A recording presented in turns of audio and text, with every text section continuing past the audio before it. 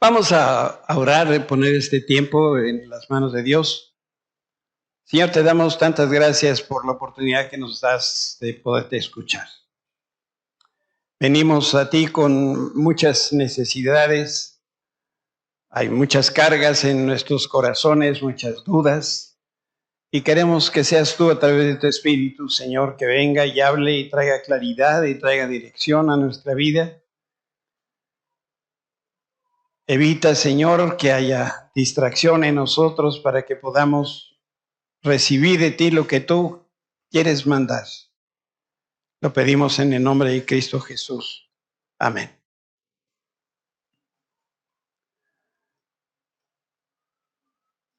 La influencia de Egipto sobre el pueblo de Dios fue de más de 400 años. Durante muchos de esos años fueron esclavos hasta que Dios envió a Moisés a liberarlos. Por mucho tiempo yo estuve diciendo equivocadamente que estuvieron esclavos durante 430 años. Pero esos son los años de influencia del pueblo de Israel. Todavía no encuentro un dato que a mí me guste, que me llene mis expectativas de cuántos años estuvieron de esclavos. Pero aquellos que les hace ahorita como que sí, léanle y van a ver que habla de la presencia del pueblo de Israel en Egipto. Y nosotros damos por hecho que todo ese tiempo fueron esclavos, pero acuérdense de Gosén. ¿Cuántos años estuvieron en Gosén? No sabemos. Fueron 70 personas, llegaron a Egipto, se fueron a Gosén, y lo siguiente que sabemos ya era un pueblo que estaba haciéndole peligro a Egipto y por eso los pusieron de esclavos. Pero ¿cuánto tiempo estuvieron de esclavos en Egipto? Es un dato que no queda muy claro en las Escrituras. Pero el hecho es que el libro del Éxodo, ahí leemos nosotros con detalle cómo Dios, Moisés y Aarón convencieron a Faraón que dejara salir a los israelitas de Egipto para que fueran al desierto. Esto era necesario para que ellos pudieran ofrecer sacrificios al Señor. Y como hemos leído la historia, seguramente la hemos escuchado muchas veces, sabemos que Faraón se oponía a la idea de que el pueblo de Israel saliera de Egipto por temor a que una vez que los dejara salir de Egipto, lo más probable es que no iban a querer regresar a ser esclavos. Y por eso es que Dios empleó 10 plagas para tratar de convencer a Faraón de dejarlos salir. Había muchas razones por las cuales Dios envió las plagas, principalmente para demostrar que los dioses egipcios eran un engaño. Y por el otro lado, era para que todo el mundo conociera que el único Dios verdadero es Jehová de los ejércitos, Jehová todopoderoso. Y después de cada plaga, Faraón consideraba si accedía o no la petición de Moisés de dejar salir al pueblo de Israel. Y en cada ocasión no cambió de parecer y no permitió que los israelitas salieran de Egipto. Pero la gota que derramó el vaso fue la última plaga que Dios envió a Egipto, porque en esa noche trajo muerte para Egipto, pero trajo vida nueva para Israel. Y estos eventos históricos simbolizan que lo que es muerte para el pecado, es esperanza de vida para aquellas personas que creemos en Cristo. Y este es justamente el corazón del mensaje de la Pascua. Y es aquí donde inicia el viaje de la vida cristiana. A través de los diferentes domingos hemos estado estableciendo los antecedentes para poder después ver con toda claridad cómo es el viaje de la vida cristiana. Yo no sé cuántos años tienes tú de conocer a Cristo, pero todos un día empezamos el caminar en Cristo. Empezamos nuestro camino y ese camino lleva a un lugar. Es un lugar que se llama descanso. La celebración de la Pascua anuncia y presagia el sacrificio de Cristo como el Cordero de la Pascua. Por eso yo te invito esta mañana a que consideremos juntos cómo la historia de la Pascua aplica a la vida cristiana y también aplica a nuestro crecimiento. Y también te invito a que empecemos a caminar junto con el pueblo de Israel a través del desierto para poder aprender las lecciones que vamos a encontrar ahí. Hay un planito, un mapa, una manera de ponerlo gráficamente. Quiero que se fijen solamente en dos elementos. Nuestro viaje empieza igual que el pueblo de Israel empieza en Egipto. Egipto es sinónimo de mundo, sinónimo del sistema del mundo actual. Antes de conocer a Cristo, nosotros estábamos en Egipto. Nosotros vamos a ir a pasar de Egipto, vamos a salir al desierto, vamos a llegar a la tierra prometida y vamos a llegar al descanso. Pero también vamos a salir de Egipto con el propósito de Dios de darnos dominio. Hablamos de eso hace 15 días. Cómo Dios le dijo a Adán y Eva, fructifíquense, reproduzcanse y dominen la tierra. Entonces, nuestra vida como cristianos tiene un elemento fundamental que tiene que ver con el descanso y con la victoria que el Señor nos va a dar a todos. De tal manera que vamos a pasar por el desierto, pero no nos vamos a estacionar en el desierto. Conozco personas que llevan muchos años diciendo, ay, ¿cuándo va a acabar el desierto? Bueno, pues es el tiempo que tú quieras. No es necesario que nosotros nos estacionemos ahí. ¿A dónde vamos? ¿Vamos al desierto? No, ¿a dónde vamos? Vamos al descanso. Entonces, tenemos que pasar, pero de carrerita. Vamos entonces a hablar un poquito acerca de la Pascua. Como digo, ese es el inicio de la vida cristiana. Porque la Pascua representa el creer y el hacer de Cristo nuestro Salvador y Señor.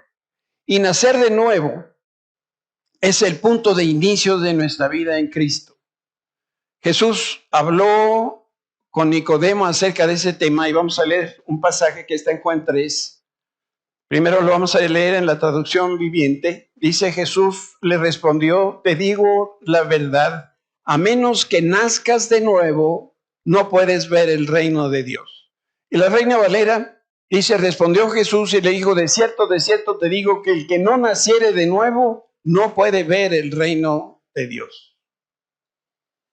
Conforme los niños avanzan en su crecimiento, cada día se hacen más hábiles, más capaces, y mientras van creciendo, el adulto espera cada día más de los niños conforme a la edad que tienen, y cuando aumenta la edad también aumentan las responsabilidades, y con las responsabilidades aumentadas también aumentan las expectativas que tienen ahora los padres de los hijos.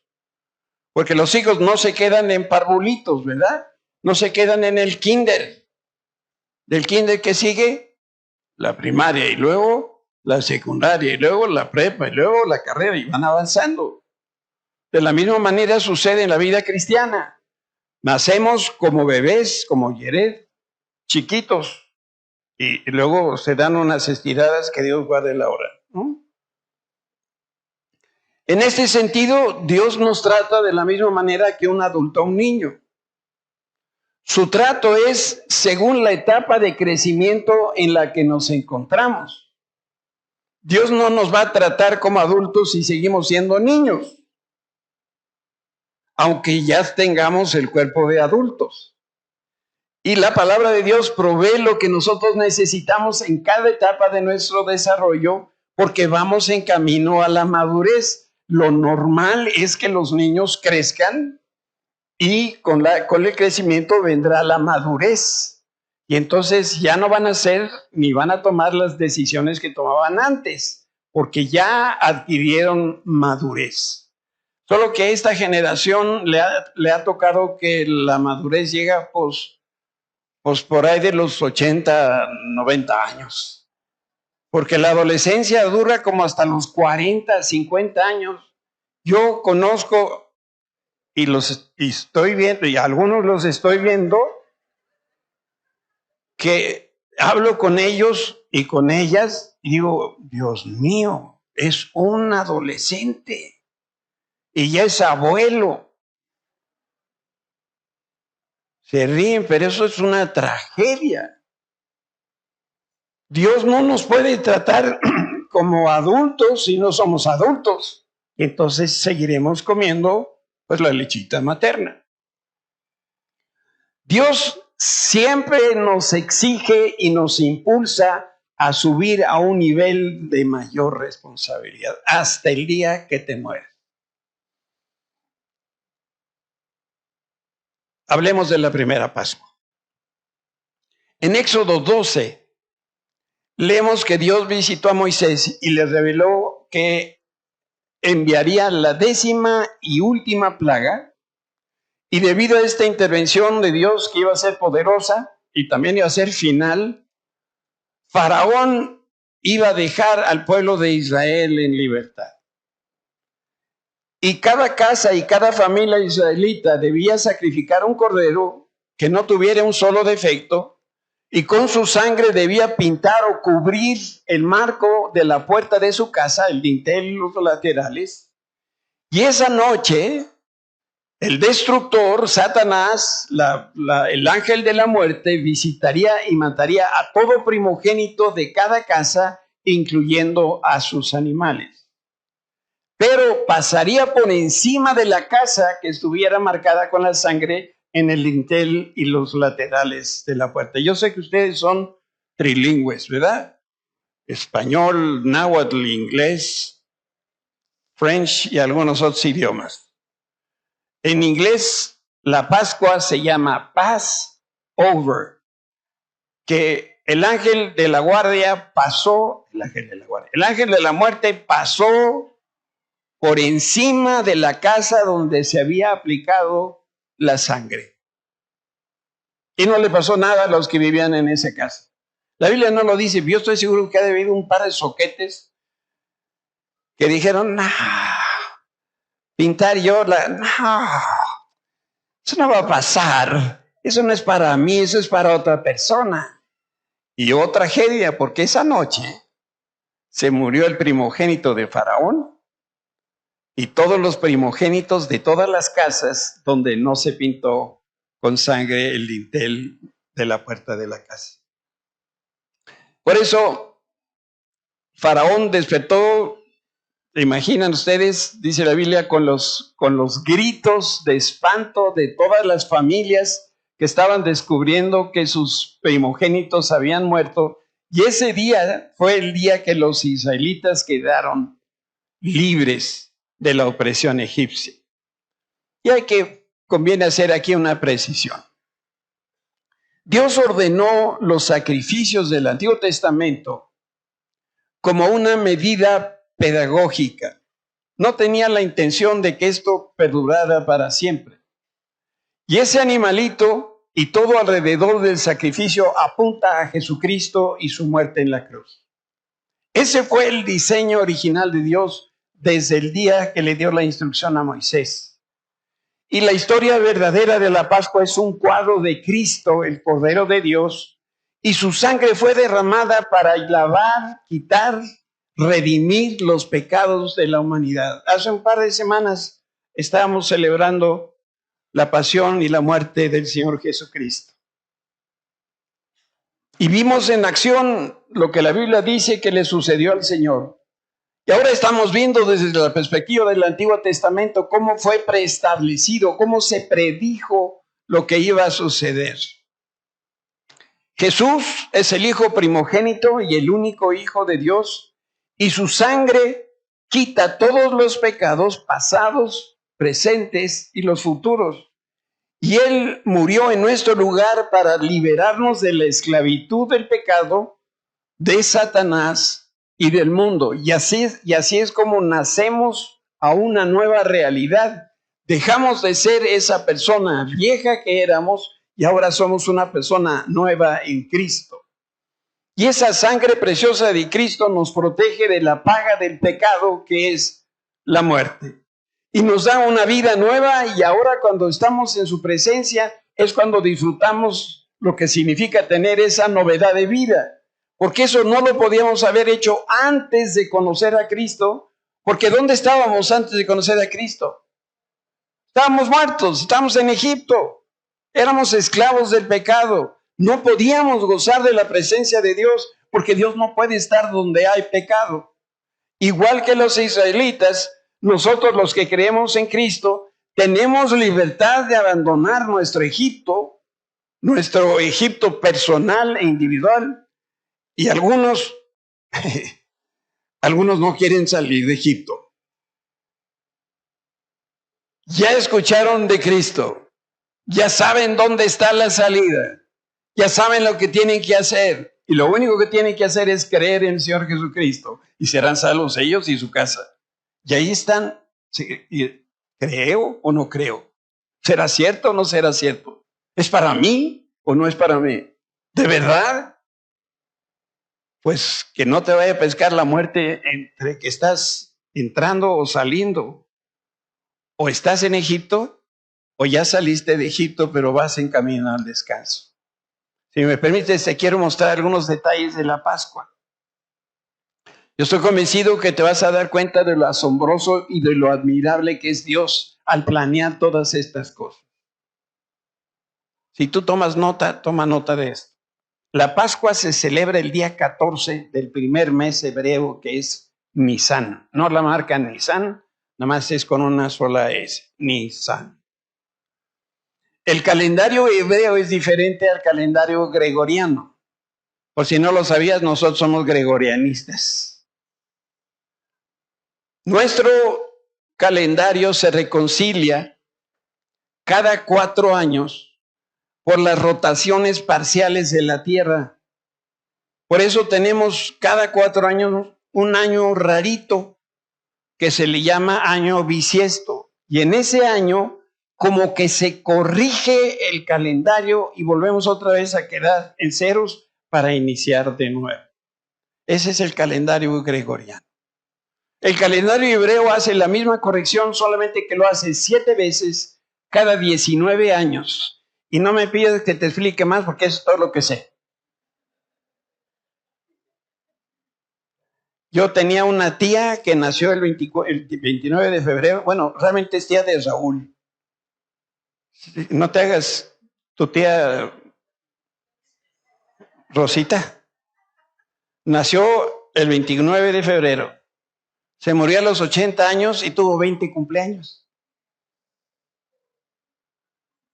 Qué bonito sería que naciéramos en el año bisiesto, ¿verdad? Algunas mujeres creo que son bisiestas porque cada vez que les pregunto su edad,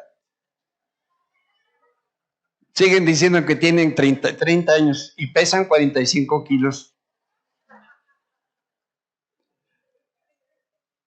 Entonces nosotros podemos pensar que el mes Nisan equivale más o menos a abril o marzo. Y la primera Pascua ocurrió alrededor de marzo 28 de 1491 antes de Cristo. O sea, ocurrió el día 14 Nisan del año 2270 del calendario hebreo. Y como tú ya te diste cuenta, cada domingo de resurrección cae en una fecha diferente, porque la Pascua siempre cae el domingo siguiente al 14 de Nisan. Nada más que nosotros andamos como en enero, como en febrero y no tenemos Nisan. Sabemos que en un fin de semana de Pascua, Jesús fue crucificado. Y dicen los académicos que pudiera haber ocurrido eso el 14 de abril del año 29 de nuestra era. Y algunos no están de acuerdo, dicen que no, que eran 28 o que eran 30. O pues por ahí de esas fechas. Lo importante es lo que registra la Escritura. Antes de la celebración de la Pascua, Jesús sabía que había llegado su momento para dejar este mundo y regresar a su Padre. Y había amado a sus discípulos durante el ministerio que realizó en la tierra y ahora los amó hasta el final. Y en el Evangelio de Juan se cita lo siguiente: el lugar de la crucifixión estaba cerca de un huerto donde había una tumba nueva que nunca había sido usada. Y como era el día de preparación de la Pascua, el día anterior a este día de Nisan, la tumba estaba cerca y ahí pusieron a Jesús. Y después de 1500 años de la primera Pascua en Egipto, los hebreos continuaban celebrando la fiesta como el Señor le instruyó. Ese cordero que sacrificaban es un cuadro que nos habla de Cristo. Jesús fue crucificado el día de la preparación de la Pascua. Jesús murió el día de la preparación de la Pascua, el 14 del mes Nisan. Y esto no es una coincidencia. Y esto es todavía más asombroso porque a través de diversos profetas Dios profetizó que el Mesías sería el eterno Cordero de la Pascua, y también Dios profetizó que sería crucificado el mismo día que los corderos terrenales se sacrificaban en las casas de los judíos que estaban celebrando la Pascua. Jesús en la cruz siendo crucificado, y en las casas de los judíos se estaba celebrando la Pascua. ¿Qué hicieron en la última cena los discípulos de Jesús? ¿Qué celebraban? ¿Qué? La Pascua. Por eso es importante entender la historia de la cruz y por qué aparece todos estos datos en los 4 evangelios, pero también aparecen los mismos datos en el Antiguo Testamento. Yo me lleno de asombro cuando veo que el Salmo 22, David da una visión profética y personal de lo que Cristo sintió cuando fue crucificado. Y Marcos, el evangelista, añade detalles que vienen a complementar esta misma escena. Este es el pasaje de Marcos. Al mediodía la tierra se llenó de oscuridad hasta las 3 de la tarde. Luego a las 3 de la tarde Jesús clamó en voz fuerte: Eloí, Eloí, lema sabachthani, que significa: Dios mío, ¿por qué me has abandonado? Pero esto fue lo que dijo David: Dios mío, ¿por qué me has abandonado? ¿Por qué estás tan lejos cuando gimo por tu ayuda? Este salmo de David se escribió más de 1000 años antes de la cruz de Cristo y contiene las mismas palabras que Cristo utilizó. Y también está anticipando de manera profética otros eventos de la cruz. Salmo 22, pero ahora de versículo 16. Mis enemigos me rodean como una jauría de perros, una pandilla de malvados me acorrala. Han atravesado mis manos y mis pies. Y el versículo 17 del Salmo 22 dice: puedo contar cada uno de mis huesos. Mis enemigos me miran fijamente y se regodean. Y entre las instrucciones que Dios dio sobre la Pascua, Él estableció que no se quebrara ninguno de los huesos del cordero. Y en Éxodo nosotros leemos la instrucción: en cada casa se cocerá un solo cordero de Pascua. No saquen nada de la casa, no saquen nada de la carne fuera de la casa, ni quiebren ninguno de los huesos. Y el apóstol Juan hace una declaración teniendo en cuenta la experiencia del Cordero de la Pascua y la experiencia de Cristo en la cruz.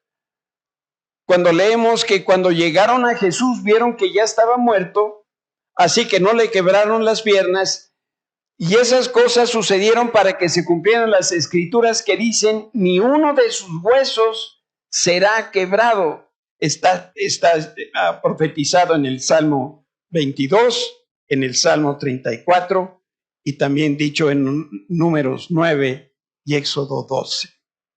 Por eso este texto de Juan refiere a la profecía del Salmo 34, pues el Señor protege los huesos de los justos, ni uno solo es quebrado. Y ustedes dirán, pastor, pero ¿por qué tantos detalles? La importancia de estos detalles es que dejan una huella divina, una huella dactilar divina que revela la asombrosa mano, la planeación de Dios a través de las edades. Nada de esto tomó por sorpresa a Dios Padre, sino por el contrario, Dios lo había anticipado. Y todos estos detalles son para nuestro provecho, son para que podamos reconocer la conexión que existe entre el Cordero de la Pascua y Cristo. Por eso, en la última cena, cuando Cristo partió el pan, Él dijo, esto es mi cuerpo, el cual es entregado por ustedes. Hagan esto en memoria de mí. Ese cuerpo de Jesús fue partido, pero no sus huesos. Cristo demostró que la voluntad y el deseo de su carne había sido derrotado y obligado a sujetarse a su misión. Sumisión como una sola palabra, y yo la pongo con mayúscula porque esa era la clase de sumisión que solamente él podía dar. Adán pecó porque sucumbió a un deseo prohibido. Él cedió a la tentación de su propia carne, de su propia alma. Sin embargo, Jesús en la cruz obedeció en todo, y así fue como él pudo derrotar la desobediencia de Adán. Así que podemos estar seguros que nadie quebró los huesos de Jesús, y al mismo tiempo Cristo quebró toda fortaleza que el enemigo había levantado en su contra. Abuelo de pájaro, esto es la Pascua. Esto es el inicio de la vida cristiana. Quizá un día en un lugar como este, alguien predicando dijo, ¿quieres recibir a Jesús en tu corazón? ¿Crees en Él? Quizá levantaste la mano, quizá te pusiste de pie, hiciste una oración en la cual te fueron dirigiendo y reconociste a Cristo como Salvador. Ahora empezaba tu propio camino, y por eso la importancia de entender lo que estamos tratando aquí de decir. ¿Cómo aplicamos para nosotros la Pascua?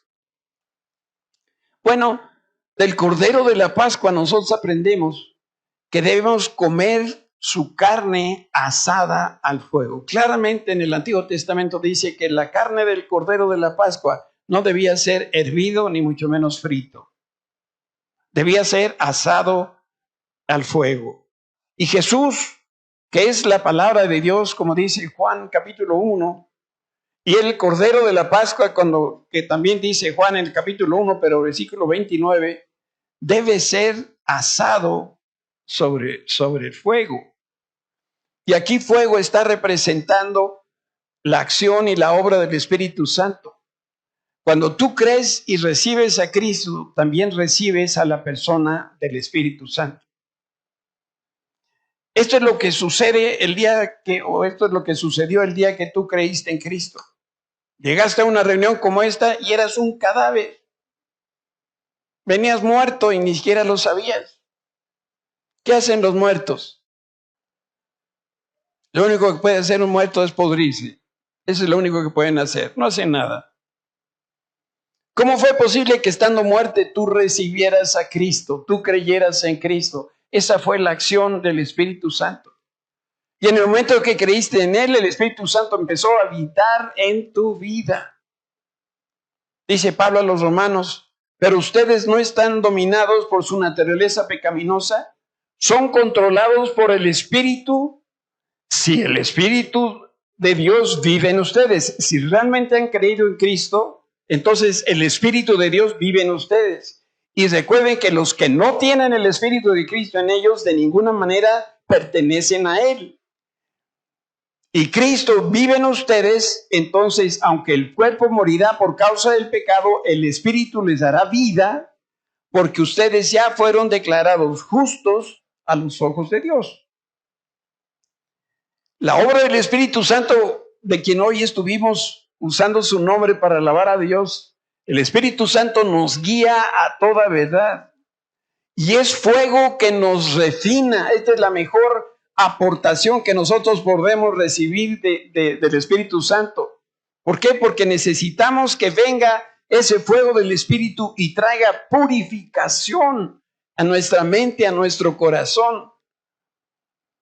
Y una vez que recibimos el Espíritu Santo, viene ese entendimiento ahora de Dios, de su voluntad, que podemos entender lo que dice la Escritura. Por eso el Espíritu Santo es el mejor bautizo que hay, bautismo que hay. Juan, el primo hermano de Jesús, Juan el Bautista, decía: yo solamente bautizo con agua, pero viene otro mayor que yo, al cual no soy digno siquiera de desatarle las correas de sus sandalias, y él los va a bautizar con espíritu y fuego.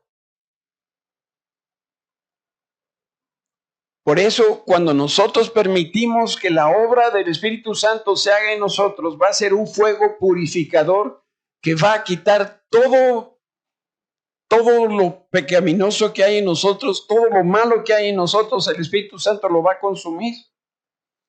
En el Evangelio de Mateo leemos: yo bautizo en agua a los que se arrepienten de sus pecados y vuelven a Dios, pero pronto viene a alguien que es superior a mí, tan superior que ni siquiera soy digno de ser su esclavo y llevarle las sandalias. Él los bautizará en el Espíritu Santo y con fuego. El fuego aquí es una referencia de la purificación que se hacía, el método que se seguía para purificar los metales. Y cuando aplica la carne, porque también el fuego se aplica a la carne, mata las bacterias, quema la grasa, que es energía que ya se utilizó. Jesús, esa palabra de Dios, no contiene bacteria, no contiene grasa. Y además, cuando nosotros podemos reflexionar en las Escrituras, la gracia del Espíritu Santo hace posible que nosotros entendamos lo que escribieron los autores de la Biblia. ¿Te ha pasado que tomas la Biblia y empiezas a leer y no entiendes nada? ¿Sí? Yo creo que a todos nos ha pasado. ¿Qué está sucediendo? Solamente puede haber dos cosas que están sucediendo. Número uno, no soy creyente en Jesucristo. Por lo tanto, el Espíritu Santo no vive en mí. Y la segunda otra razón es que estoy alejado del Espíritu Santo y no lo estoy dejando operar en mi vida. Porque cuando el Espíritu Santo purifica lo que hay adentro de mí, entonces trae la revelación, porque fue el mismo Espíritu Santo el que iluminó a los autores bíblicos a escribir lo que escribieron, y ahora es el Espíritu Santo el que me viene a dar iluminación para poder entender lo que Él inspiró. Y entonces hoy podemos entender lo que dicen las Escrituras. Hoy, ahora mismo, un negrito ¿dónde fuiste tú? Tlaquepaque. ¿Dónde? Mozambique. Un negrito en Mozambique. No sé, ¿hay montes en Mozambique? ¿Que sí o no? Si hay o no hay. Sí hay. Un negrito en Mozambique, trepado en un monte, con Biblia en mano, leyendo Efesios 5, y otro monito aquí en Tepepan, abriendo la Biblia en Efesios 5, es el mismo espíritu allá, que es el mismo espíritu que está aquí, que nos está revelando exactamente la misma verdad contenida en la Escritura, allá y acá al mismo tiempo. Por eso, cuando nos encontramos dos cristianos genuinos, hablamos lo mismo, porque es el mismo espíritu el que nos ha revelado. Este es el espíritu detrás de la Pascua. Y por eso es tan importante que nosotros, cuando nacemos de nuevo, entendamos lo que hicimos, bueno, lo que el Espíritu hizo en nosotros. Y ahora tenemos un tremendo poder dentro de nosotros que está en algunos casos como dormido o está hecho a un lado y no dejamos que opere en nosotros.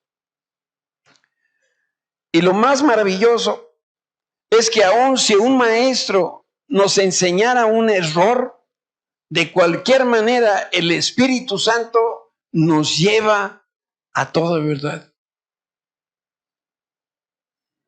Ha habido ocasiones que me han detenido y me dicen, pastor, ¿por qué dijiste tal, tal, tal? Y dije, ¿a qué horas dije eso? Hay cosas que nosotros entendimos que dijo el pastor, ¿verdad? Seamos sinceros. Y pues si entendiste eso, pues eso entendiste. Pero no lo dije. Hay otras cosas que sí dije, pero que estuvieron mal dichas, como el hecho de que Egipto, digo, que el pueblo de Israel estuvo 430 años esclavo. Eso está mal. Y por eso estamos haciendo la corrección el día de hoy. ¿Quién me enseñó que no eran 430? El Espíritu Santo. Y estoy esperando que venga el Espíritu Santo y me explique por qué, cuántos años fueron los que estuvieron en Egipto. Y si tú tienes la misma curiosidad que yo y te pones a estudiar igual que yo, te aseguro que vamos a llegar tú y yo a la misma cita, al mismo pasaje, al mismo número de años, porque se trata del mismo Espíritu Santo operando en nosotros. El Espíritu Santo se encarga de proveer los nutrientes que necesitamos y como las semillas de una fruta, no sé si te gusta la tuna, solamente tenemos dos opciones comiendo tuna. Le das la mordida a la tuna y luego agarras un vaso de agua y va todo para atrás. Alternativa 1. O la otra,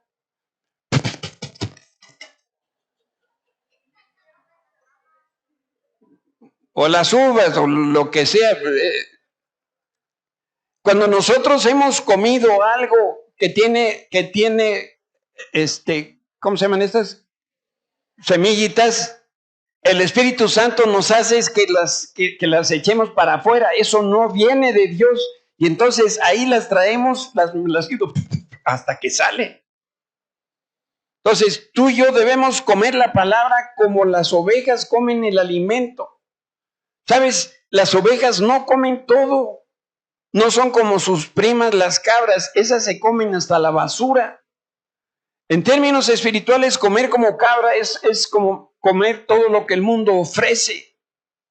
Y por eso luego algunos traen unas ondas loquérrimas. ¿De dónde lo escucharon? En el mundo. Mientras que las ovejas, ¿de dónde comen? Les voy a decir de dónde comen. De la mano de su,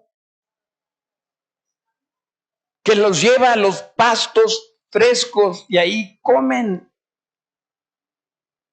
Pastor, fue un congreso buenísimo.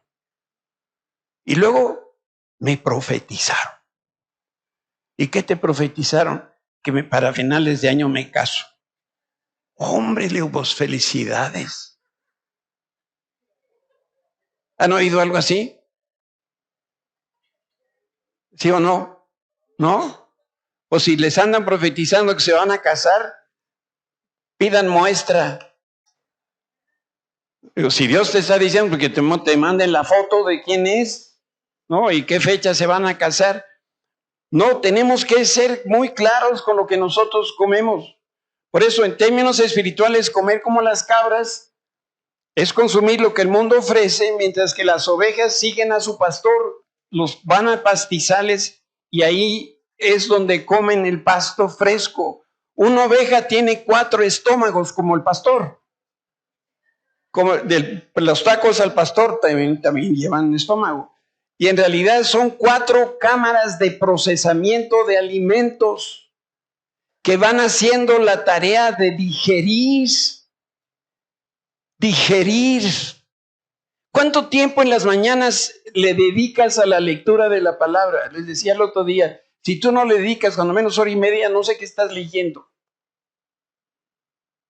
Leer 3 capítulos, que es más o menos el plan anual que traemos, de 3 capítulos al día. Leerlos,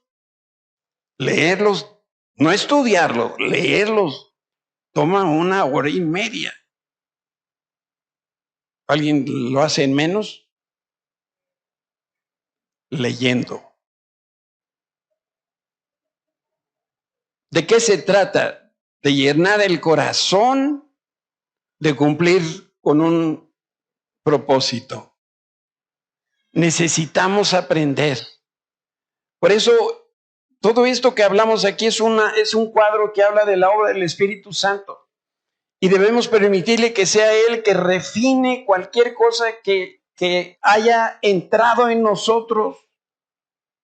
A lo mejor comimos no sé dónde, qué cosa. Que sea el Espíritu Santo el que venga a hacer la labor de esos estómagos que van a triturar y finalmente, pues disculpen ustedes, pero esa cosa va a salir por algún lado. Lo que ya no sirve.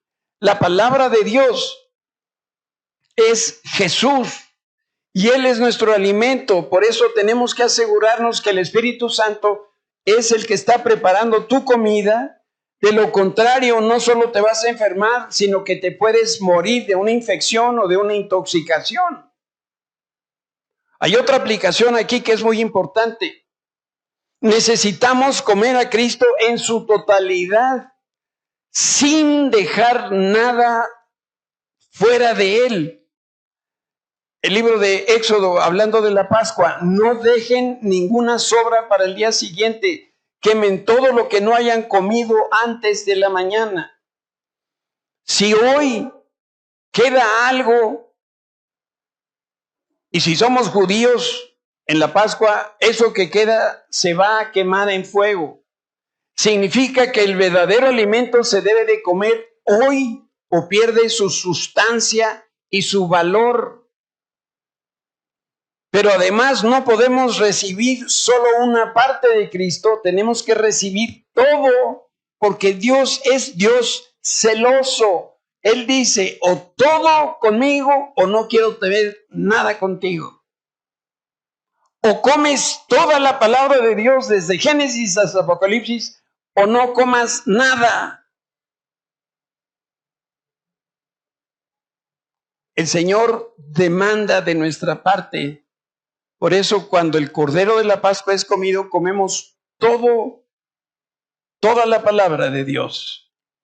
Muchos recibieron de Dios el regalo de la salvación, pero no recibieron la sanidad, porque no creen que Dios pueda sanarlos. Y se han olvidado que en la cruz del Calvario el Señor Jesús ya llevó nuestras enfermedades. Platicaba con una persona entre el tiempo de enseñanza y la hora de la alabanza. Yo le decía, es que me siento enferma. Y le digo, clama por las verdades que están en la Escritura. No le creas al doctor. Si te da indicaciones, sigue las indicaciones del médico. Pero no le creas el diagnóstico. Cree lo que dice la Escritura, que por sus llagas nosotros ya fuimos, ¿qué? Sanados. Entonces, ¿qué va a salir de mi boca? Uy, ¿qué descompuesto estoy? No, yo empiezo a declarar en fe que yo soy una persona sana. Recibieron el perdón de sus pecados, pero no recibieron liberación, ni han recibido el bautismo del Espíritu Santo. ¿Por qué dividir a Jesús y la obra que hizo en la cruz? Jesús es una persona y lo debemos recibir en su totalidad. La obra completa de Cristo es una y también la tenemos que recibir en su totalidad. Esto es parte del viaje que nos va a llevar al descanso. Aprender y comprender que todo lo que está disponible para nosotros es a través de Jesucristo. Si me ayudan allá atrás con la música. Una pregunta sincera. ¿Eres melindroso para comer? Levanten la mano a los melindrosos. Ay, que tienen pellejitos. Ay, que... Levanten la mano porque no los vi. Bueno, yo conozco muchos iba a decir malandrines, no, pero no. Me pude detener a tiempo.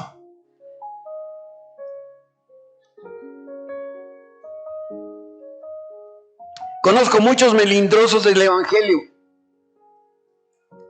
Sí comen algo de Cristo, pero no comen todo. Y sus vidas reflejan un lamentable estado de desnutrición espiritual. En el libro de Éxodo, capítulo 12, ordena: no comerán nada de la carne del cordero, ni cruda ni hervida en agua. Asarán al fuego el animal entero, dice la Biblia, con la cabeza y las patas y las entrañas. Y tenemos que reconocer de forma sincera que toda la Escritura es nutritiva, pero hay algunas partes de la Escritura que saben a papaya.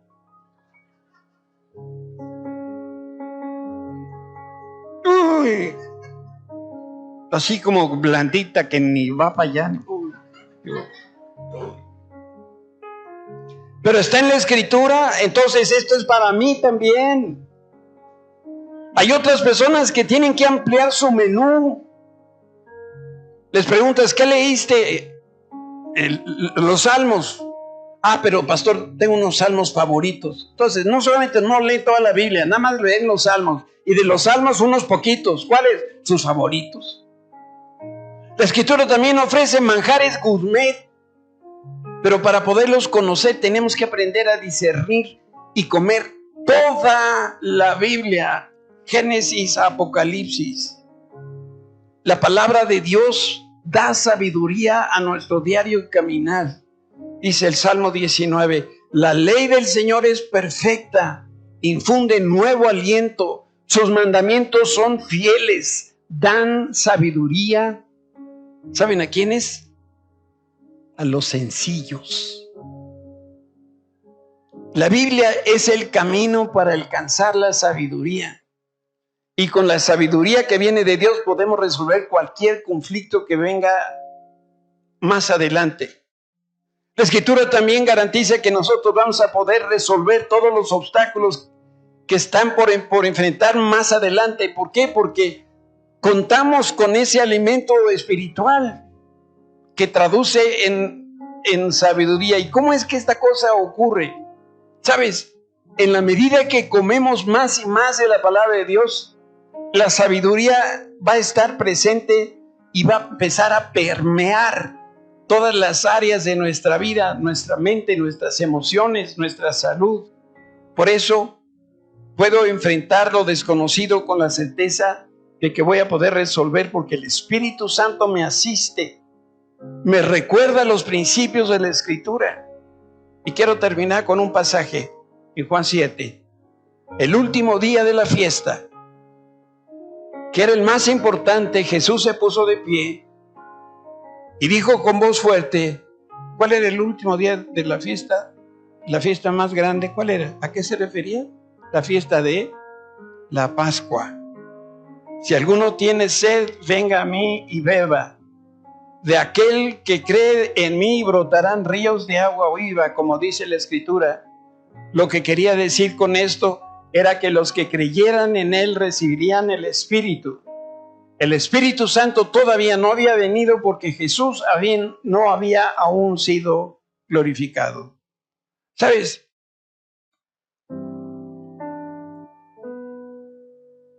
Uno como pastor quisiera ponerte delante de ti el alimento más sabroso, al mismo tiempo más nutritivo que hay. Por eso siempre guardamos para mero final, ¿qué cosa? El postre. Quise guardar el postre para el mero final. Cuando tú buscas a Jesús, cuando tú lees y aplicas la palabra, cuando tú dejas que el Espíritu Santo empiece a operar a ti, vas a tener la misma experiencia que en Pentecostés. Algunos ponen cara de como de: ¿y qué pasó? Dice la Escritura que había 120 personas en el aposento alto que estaban orando. Estaban orando del día 40 al día 50, porque ellos conocían el Antiguo Testamento. Porque venía la fiesta de las gavillas. ¿Cuándo murió Jesús? En la Pascua. 40 días después de resucitar, va de regreso. Jesús muere en la Pascua. Al tercer día resucita. Está 40 días aquí en la tierra y se aparece a diferentes personas. Pero sabían estas 120 personas que faltaban 10 días para el Pentecostés. Y entonces vendría la llenura del Espíritu sobre todas las personas que estaban ahí reunidas, que creían en Jesucristo. Y ese día, dice la Biblia, que soplaba un viento recio que se escuchaba en toda la ciudad. Era tal el estruendo que había, que gente que estaba a kilómetros de distancia se fue acercando a donde estaba el aposento alto, donde estaban estas personas, y los empezaron a ver. Y todos ellos, dice la Escritura, estaban dando gloria a Dios en diferentes idiomas. Como se vinieron a festejar la Pascua, pues si no se iban a regresar al día siguiente, se quedaban varios meses porque los viajes eran largos y muy tortuosos. Y entonces se quedaron después de los festejos en Jerusalén. No sabían lo que iba a pasar, pero estas 120 personas, entre ellas estaba María, la mamá de Jesús. Y vino el Espíritu Santo sobre ellos con poder. Y a lo mejor tú no tienes la experiencia del Pentecostés. Y no tienes la experiencia de la vida en el Espíritu. Dice el pastor Cho que esta es la cuarta dimensión.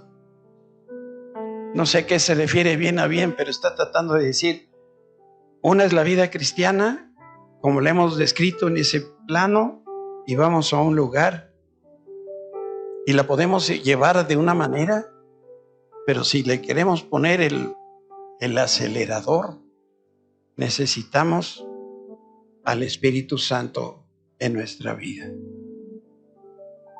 ¿Te gustaría recibir más del Espíritu Santo? ¿Puedes indicármelo con tu mano? No la bajes, no la bajes. Un día, quiero que me veas estos ojitos tapatíos, azules. Un día tú creíste que Jesús es el Hijo de Dios y ese día fuiste salvo. Y ese día la persona, el Espíritu Santo, vino y tomó residencia en ti. Ahora lo que yo te estoy pidiendo es un acto más de fe. Y creas que el Espíritu Santo va a venir esta hora y te va a llenar con su Espíritu. Esto es un acto de fe. ¿Qué va a hacer el Espíritu Santo cuando te llene? No sé. Aquellas personas glorificaron a Dios. Yo sé que el Señor te quiere usar de una manera poderosa, pero necesitas el poder del Espíritu para poder hacer lo que el Señor quiere que hagas. Cierra tus ojos nada más para que no te distraigas. Señor Jesús, venimos delante de tu presencia con toda sencillez, pero con toda convicción, Señor, que tú estás aquí. Porque tú nos convocaste este día para hablar de la Pascua, para recordar el sacrificio de Cristo, para recordar cómo se inicia la vida cristiana. Y hemos visto la importancia, Señor, que tiene tu palabra y cómo debemos nosotros comer absolutamente todo lo que viene en ella. Y ser como esas ovejas que machacan con su boca y luego con sus estómagos, Señor, cada alimento, cada bocado, y hasta sacarle la última gota de nutrientes. Señor, trae un avivamiento a esta iglesia como no lo has traído nunca antes. Que haya un deseo por leer la Escritura, un deseo por conocerte de una manera personal. Que haya un deseo, Señor, de tener un trato, una relación personal contigo. Un deseo de ser utilizado como un instrumento para llevar las nuevas de salvación a las personas que no te conocen. Señor, con tu Espíritu Santo los matrimonios pueden volver otra vez a ser esos matrimonios que fueron. A través de tu Espíritu Santo, Señor, vamos a poder hacer portentos y milagros. Podremos hablar en otras lenguas. Podremos tener poder, Señor, para creer en milagros. Podremos crecer y madurar lo que no hemos podido crecer y madurar en todos estos años. Podremos echar fuera todo demonio, todo espíritu que esté deteniendo, Señor, nuestro crecimiento. Podremos echar fuera de nuestra vida todo vicio, toda adicción. Podremos tener mejores ingresos. Podremos tener una mejor salud, Señor. Con ese mismo poder de la resurrección de Jesucristo, con ese poder del Espíritu Santo, Señor, ven ahora, como lo hiciste con Elías, en un susurro, en un silbido tranquilo, Señor. Ven a llenar los corazones y las vidas de las personas, de nuestras familias, Señor, nuestras vidas completas. Señor, todo lo que tú tengas para nosotros de ti lo queremos. Llénanos de ti, Señor.